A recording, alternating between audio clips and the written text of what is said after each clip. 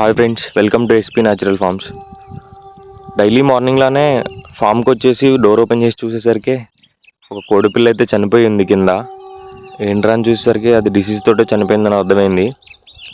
ఇంకా చేసేది ఏం లేక అట్లా చూసేసి పక్కన పెట్టేసి మొత్తం తిరిగి ఇంకేమైనా చనిపోయానో చూసే లోపే ఇంకొక పిల్ల కూడా చనిపోయింది, పెద్ద పిల్ల. ఇది ఒక 1/2 kg పైనే ఉంటుంది. ఇంకా చేసేది ఏం లేక బయటకు వచ్చేసి పట్టాలన్నీ పైకి కట్టేసుకుని లోపలికి వెళ్ళగానే ఒక హోల్ కనపడ్డది. ఏంట్రా అని చూసేసరికి పందికొక్కులు తోమినాయి. అది బయట నుంచి హోల్ పెట్టుకొని వచ్చేసి లోపలికి వస్తున్నాయి.